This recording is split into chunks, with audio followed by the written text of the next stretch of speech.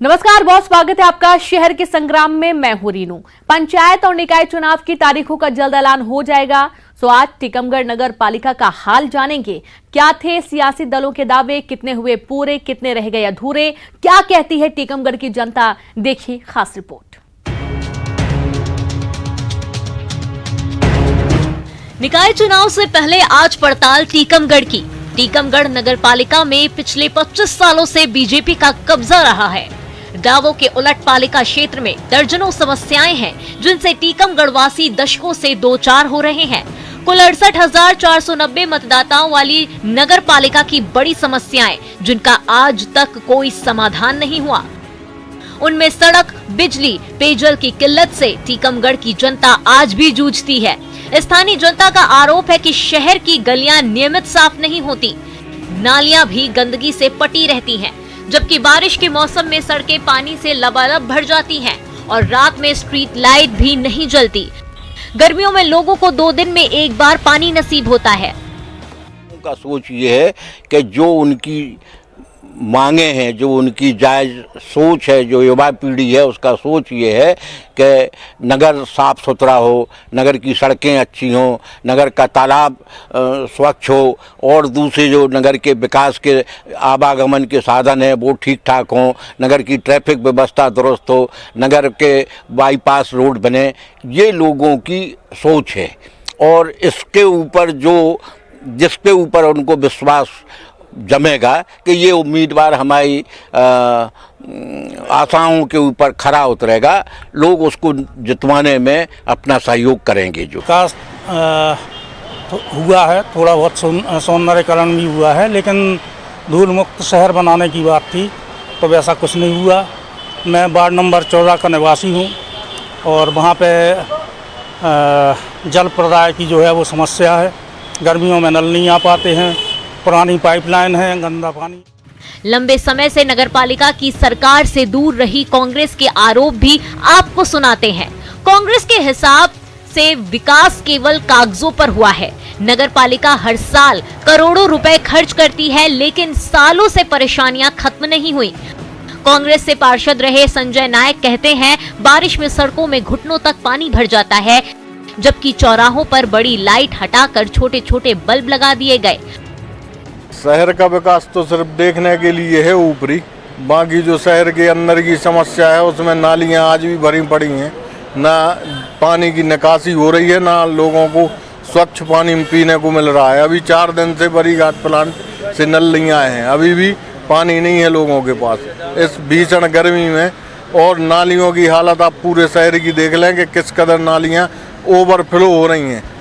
हालांकि पूर्व नगर पालिका अध्यक्ष लक्ष्मी राकेश गिरी की माने तो उन्होंने अध्यक्ष रहते दर्जनों विकास के काम कराए। शहर में कई पार्कों का निर्माण कराया, महिला पार्क भी बनवाए, शमशान घाटों का निर्माण कराया, यानी शहर का विकास करने में कोई कसर नहीं छोड़ी। जनता जो गरीब जनता होती है तो उनको काफ़ी दिक्कत आती थी, इसलिए इसके लिए हमने रैन बसेरा का निर्माण कराया और साथ ही हमने मुक्ति धाम का भी यहाँ हमने निर्माण कराया। शहर में कई मुक्ति धाम हमने अपने कार्यकाल में निर्माण कराए और साथ ही मैंने वो भी कराया महिला पार्क।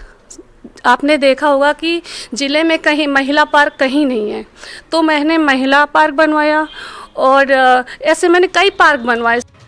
खासकर जानकारी आपको देते चलें, दरअसल एक ही परिवार के 2 सदस्य जिन्हें जनता ने शहर की सेवा का भरपूर मौका दिया, यानी नगरपालिका की पूर्व अध्यक्ष रही लक्ष्मी गिरी और वर्तमान विधायक राकेश गिरी। लक्ष्मी गिरी के पति राकेश गिरी भी टीकमगढ़ नगरपालिका के अध्यक्ष रह चुके हैं। बहरहाल शहर के विकास के दावों की हकीकत का अंदाजा अब तक तो आपको पता लग चुका होगा। परेशान जनता और हकीकत बयां करती तस्वीरें देख अब चुनाव आपको करना है। टीकमगढ़ से राजीव रावत के साथ bureau report, news 18, Madhya Pradesh, Chhattisgarh. Khargone की जीवनदायिनी कुंदा नदी 2 दशकों से प्रदूषण के चलते बदहाली के आंसू बहा रही है। हर चुनाव में कुंदा नदी प्रमुख चुनावी मुद्दा होती है, लेकिन जीतने के बाद कोई जनप्रतिनिधि इसकी सुध नहीं लेता। इस बार के निकाय चुनाव में ग्रामीणों ने संदेश दे दिया है कि जीतेगा वही जो वादों पर उतरेगा सही। देखिए एक रिपोर्ट।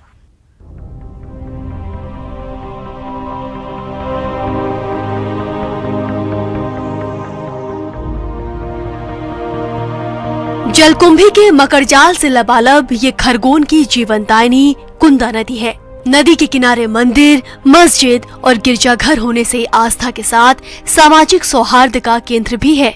लेकिन करीब 2 दशकों से कुंदा बदहाली और वादा खिलाफी का दंश झेल रही है। चुनाव के दौरान बड़े बड़े वादे कुंदा नदी को लेकर राजनेता करते हैं। पर्यटन स्थल बनाने के ख्याली पुलाव पकवाए जाते हैं, लेकिन असलियत तो ये है कि कुंदा नदी पर्यटन स्थल बनना तो दूर, अपने अस्तित्व को ही खोती जा रही है।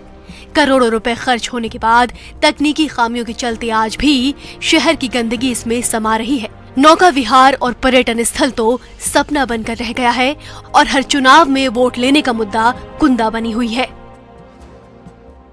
को लेके क्या कहना चाहेंगे? कुंदा 20 साल से करीबन साफ सफाई नहीं हो रही है। 2-3 साल पहले अभियान चलाया था, 2-4 दिन अभियान चला, उसके बाद अभियान बंद हो गया और 2 साल से अभी साफ सफाई नहीं हो रही। बहुत गंदगी बाड़ा आप सामने देख रहे हो, बहुत ज़्यादा गंदगी बाड़ा है। सर यहाँ पर जैसे कुंदा नदी है, जैसे 2-3 मंदिर हैं, यहाँ पर गणेश मंदिर है, गिरजा है, मस्जिद है, तो थोड़े अच्छी सी सफाई वगैरह भी रखना चाहिए। जब भी मतलब चुनाव होते हैं, मुद्दा आता है, तब हर कोई बोल देता है कि यहाँ पर करवाएंगे, लेकिन अभी तक ऐसा कुछ हुआ ही नहीं है। जैसे गंदगी पड़ी हुई है। कुंदा नदी के किनारे प्राचीन ऐतिहासिक और प्रसिद्ध सिद्धि विनायक मंदिर होने के बाद भी कुंदा विकास से कोसों दूर है और चुनाव की आहट के साथ ही एक बार फिर से ये मुख्य मुद्दा बन गई है। वहीं विपक्षी कांग्रेस बीजेपी को कटघरे में खड़ा कर भाजपा की कथनी और करनी पर सवाल खड़े कर रही है, तो बीजेपी ने भी जोरदार पलटवार किया है। भाजपा की कथनी और करनी का सबसे बड़ा उदाहरण कि इनकी कथनी और करनी में कितना अंतर है, उसका जीवंत उदाहरण है मेरे शहर की जीवनदायिनी कुंदा नदी। 2 दशक से कुंदा के शुद्धिकरण के नाम पर करोड़ों रुपए खर्च किए, लेकिन कुंदा आज भी बदहाल है। लेकिन कुंदा के नाम पर यह भ्रष्टाचार में डूबे भाजपा के नेता सिर्फ और सिर्फ धन कमाते हैं और जनता को गुमराह करते हैं, क्योंकि इनको जनता से कोई लेना देना है ही नहीं। इसलिए ये कहते कुछ हैं, करते कुछ हैं। ये करते वही हैं जिनसे सिर्फ इनको वोट मिले, ये करते वही हैं जिनसे इनको नोट मिले। वोट और नोट, वोट के लिए सांप्रदायिक ध्रुवीकरण और नोट के लिए तमाम प्रकार के भ्रष्टाचार। अगर कथनी करने में अंतर होता तो हम पिछले 20 साल से खरगोन पर जो भारतीय जनता पार्टी के अध्यक्ष काबिज है और उनके किए गए प्रयासों पर अगर अवलोकन करेंगे तो हमको स्पष्ट लग जाएगा कि ये आरोप बिल्कुल निराधार है। तत्कालीन विधायक महोदय द्वारा स्टाफ डैम बनाए गए और उसमें गंदा पानी रोकना सबसे बड़ा मुद्दा था, इसलिए एक डॉक्टर के द्वारा एक कार्य योजना बनाई गई कि उन पूरे पानी को, जो गंदे पानी जो है शहर का, उसको बाहर निकाला जाए। चुनाव की आहट के साथ ही एक बार फिर कुंदा नदी के अस्तित्व के लिए शोर उठा है, जिसकी गूंज नेताओं के कानों तक पहुंच रही है। वहीं लोगों को आशंका है कि वो जीवनदायिनी कुंदा को देखने वाले आखिरी पीढ़ी न हो जाएं, नदी कहीं विलुप्त न हो जाए। कुल मिलाकर कुंदा को लेकर राजनीति जारी है और कुंदा जो है अपने बदहाली के आंसू लगातार बहा रही है। आशुतोष पुरोहित, न्यूज़ 18, खरगोन। नगरीय निकायों के चुनाव के फैसले के साथ ही चुनावी सरगर्मियां तेज हो गई हैं और चुनावी मुद्दे भी। दतिया नगर पालिका में वैसे तो इस बार कई मुद्दे हैं, लेकिन लोगों का मानना है कि पेयजल मुख्य मुद्दा बन सकता है।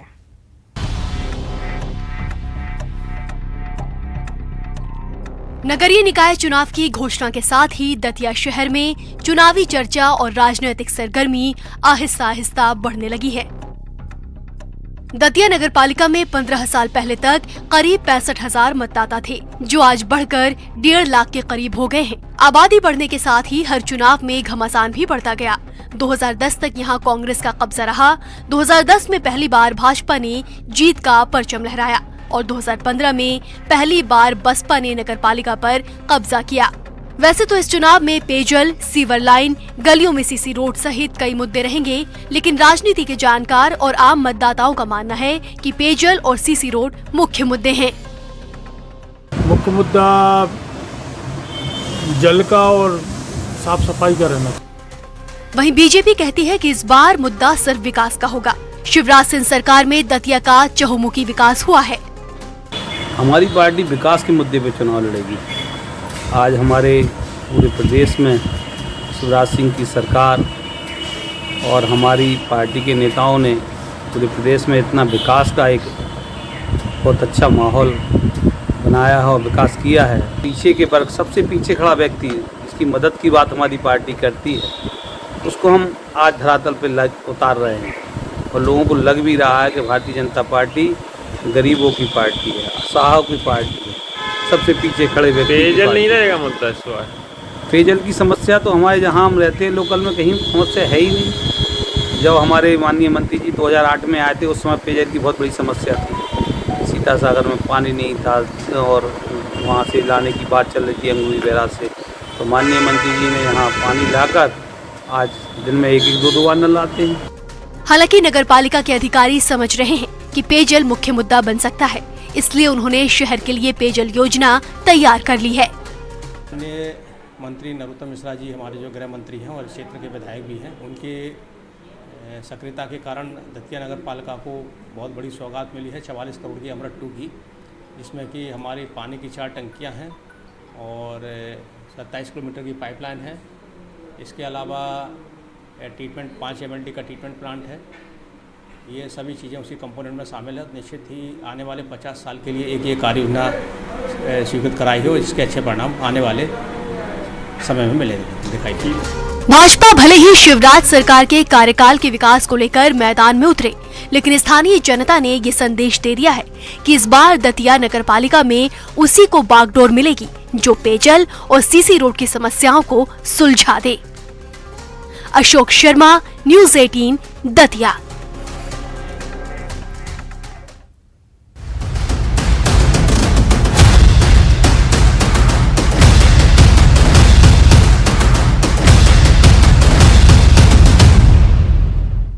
पन्ना जिले के अमानगंज में शहर के संग्राम को लेकर सियासत गर्मा गई है। कांग्रेस और बीजेपी दोनों ही जीत दिलाने वाले उम्मीदवारों की तलाश में जुट गए हैं।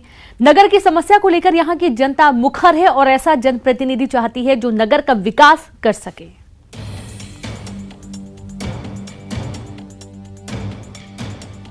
शहर के संग्राम का बिगुल बज चुका है। ऐसे में अमानगंज नगर परिषद को लेकर सियासी सरगर्मी तेज हो गई है। बीजेपी और कांग्रेस ने उम्मीदवारों के लिए सर्वे भी कराना शुरू कर दिया है। अमानगंज में कुल 11,236 मतदाता हैं। 5,546 महिला तो 5,689 पुरुष मतदाता हैं। वहीं एक अन्य मतदाता भी है। नगर परिषद में कई समस्याएं हैं। ऐसे में समस्या के समाधान के लिए जनता मुखर भी है। ज्यादातर लोग ऐसे जनप्रतिनिधि के पक्ष में हैं जो शिक्षित हो, साथ ही जनता की समस्या के समाधान की समझ रखता हो। चुनाव को लेकर हम यह अपेक्षा रखते हैं कि ऐसा जनप्रतिनिधि चुनकर आए जो मेहनती, ईमानदार, युवा शिक्षित हो, जो नगर के विकास को लेकर हमेशा तत्पर रहे और हमेशा तत्पर देखा जाए। ऐसा नहीं कि अधिकारियों की कठपुतली बनकर रहे। हम ऐसा जनप्रतिनिधि चाहते हैं जो तेज, सख्त और ईमानदार हो, जो अपने विकास की जगह नगर का विकास करे। हम ऐसा जनप्रतिनिधि चाहते हैं कि जो अमानगंज में एक अच्छा पार्क बनवा सके और अमानगंज जैसे नगर में जो समस्याएं हैं उनको दूर किया जाए। निकाय चुनाव में अपेक्षाएं बहुत हैं, बहुत अधिक समय दिया है। अभी हम लोग ऐसा जनप्रतिनिधि चाहते हैं जो पढ़ा लिखा हो, समझदार हो, हर समस्याओं को, अपनी समस्याओं को लेकर समझे, व्यापारियों की ओर, घरों में, सब में ध्यान दे और बहुत अच्छे से काम करे और चाहेंगे हमेशा वही रहेंगे। 2019 से जनप्रतिनिधियों की बजाय नगर के विकास कार्य नगर परिषद के अधिकारी और प्रशासक के भरोसे चल रहा है। हालांकि अब चुनाव होने जा रहे हैं। ऐसे में लोगों को उम्मीद है कि चुनी हुई शहर की सरकार उम्मीदों पर खरा उतरेगी। कुछ लोग जाम की समस्या का जिक्र कर रहे हैं तो कुछ मंडी की मांग कर रहे हैं। साथ ही कुछ लोग पार्क भी चाहते हैं। बार अच्छा अध्यक्ष आना चाहिए, तेज और तर्रार, जो विकास को लेकर मुद्दा रखे। अच्छा पार्क बने घूमने के लिए, जाम नहीं लगना चाहिए चौराहे पे और ये मंडी मिलना चाहिए, सब्जी फल फ्रूट लगी। युवा शिक्षित जनप्रतिनिधि चाहिए जो गाँव का विकास करे, मतलब सिस्टमेटिक ढंग से दुकानें लगवाएं, जाम की स्थिति बनती है उसको सही करवाए और गांव का विकास करे अच्छा। शहर के संग्राम के लिए एक तरफ उम्मीदवारों ने कमर कसना शुरू कर दिया है, साथ ही दावेदारी भी पेश करना शुरू कर दिया है। दूसरी तरफ जनता है जो ये देख और परख रही है कौन उनकी उम्मीदों पर खरा उतरेगा। हालांकि आने वाले दिनों में स्थिति और साफ होगी जब राजनीतिक दल उम्मीदवार अपने तय कर देंगे। संजय तिवारी, न्यूज़ 18, पन्ना। 1983 में अस्तित्व में आए सागर नगर निगम की क्या स्थिति है, आइए इसके समीकरण को समझते हैं। जहां प्रत्यक्ष चुनाव में 3 स्थायी महापौर चुने गए, तो वहीं अप्रत्यक्ष रूप से हुए चुनाव में 5 महापौर चुने गए।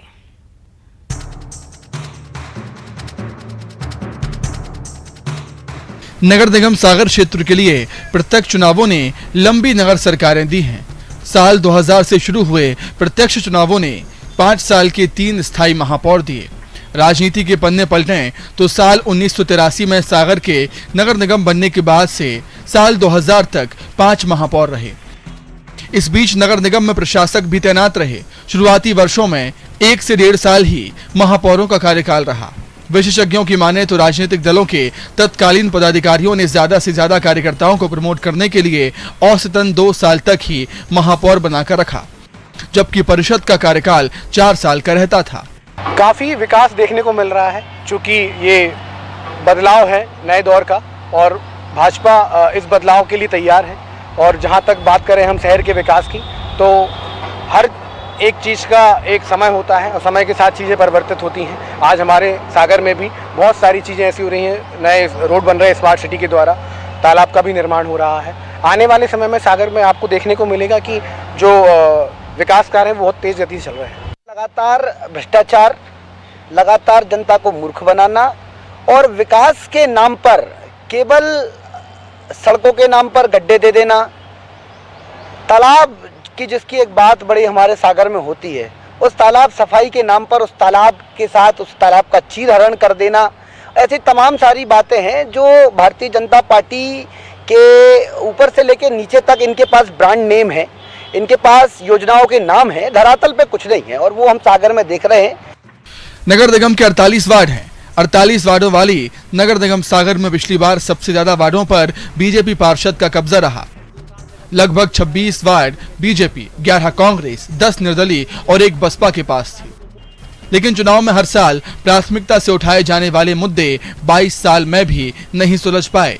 सागर शहर की सड़कों का चौड़ीकरण, बाईपास लाखा बंजारा झील का सौंदर्यीकरण, शहर के मुख्य बाजार में पार्किंग की व्यवस्था, राजघाट पाइपलाइन, डेयरी विस्थापन, ट्रांसपोर्ट नगर, ये हर मुद्दे चुनाव में रहते हैं।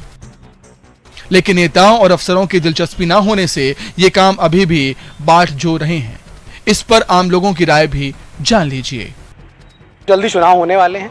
जहाँ तक हमारे भाई ने बात की कि बीजेपी में ब्रांडेड नेता है, तो हमारे यहाँ तो अभी मात्र 15-20 साल हुए। यहाँ तो केवल 60-70 साल से ब्रांड ही ब्रांड का नेता था। क्या हुआ विकास आज? क्या हुआ इतने सालों में? आज विकास हो रहा है, आज सागर बदल रहा है। युवा देख रहे हैं कि कौन सी चीज़ कहाँ होनी चाहिए। आज सड़क देख लो आप, स्मार्ट सिटी की चौड़ीकरण हो रहा है, हर चीज़ में विकास हो रहा है। कोई भी चीज़ होती है समय लगता है। ये सरकार जो है अपनी मनमानी में लगी है, जनता की ओर ध्यान नहीं दे रही है।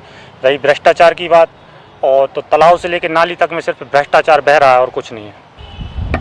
बीजेपी और कांग्रेस के नेताओं के कई दावे और वादे हैं जिनके साथ वो आने वाले महापौर के चुनाव में जनता के बीच में जाएंगे। आज के लिए बस इतना ही। तमाम बड़ी खबरों के लिए देखते रहिए आप न्यूज़ 18 मध्य प्रदेश छत्तीसगढ़। मध्य प्रदेश में भीषण गर्मी के बीच नगरीय निकाय के चुनाव होने जा रहे हैं और ऐसे में पानी का मुद्दा सबसे ज्यादा अहम बन गया है, क्योंकि शहरों से लेकर गांवों तक पानी की समस्या है। और यही वजह है कि अपनी जीत पक्की करने के लिए पार्षद पद के दावेदार खुद टैंकर चलाकर लोगों तक पानी पहुंचा रहे हैं, जिससे जनता की सहानुभूति हासिल की जा सके। देखिए रिपोर्ट।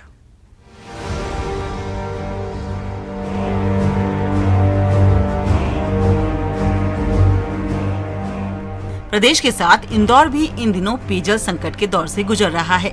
लोग पानी के लिए परेशान हैं, लेकिन उनकी परेशानी को नगरीय निकाय चुनाव की आहट ने कम कर दिया है।